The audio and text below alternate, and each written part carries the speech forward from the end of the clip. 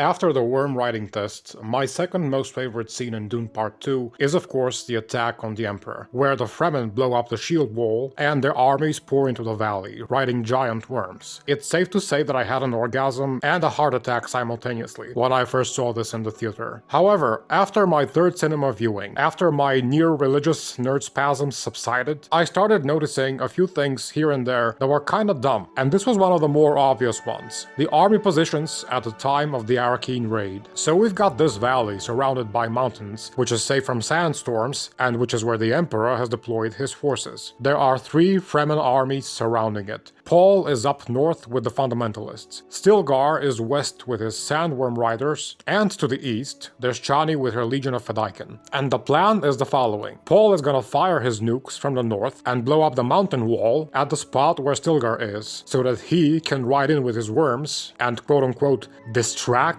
the Emperor's army, which I'm not sure why that is, because you can literally just use the worms to wipe out all the Sardaukar outside of the Emperor's tent, but never mind. And then once Stilgar has distracted the Sardaukar, Paul will invade from the north with the fundamentalists, and Chani will invade from the east with the Fedaykin. So far so good. If we look at where Paul is at the time of the firing of the nukes, Stilgar with the worms should be there somewhere, and Chani should be about there. And note the long distance between her position in the mountain and the Imperial tent. Actually, looking at it from this vantage point kind of makes the map look wrong, but whatever.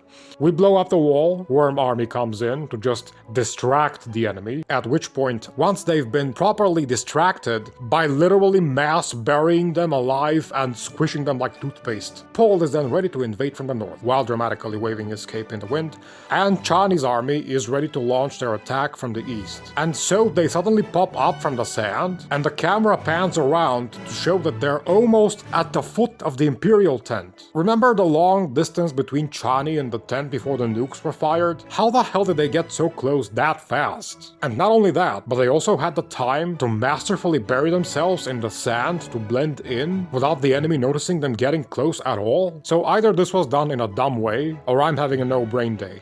Either way, I still love the scene to the core of my soul, because as an artist myself, I always get overly affected by the sound and music effects and the visuals and the way the scene is put together shot by shot like a beautiful mosaic. And although it still doesn't prevent me from seeing the stupid logistics, I can still find it in my heart to overlook these details simply because the scene is so beautiful anyway.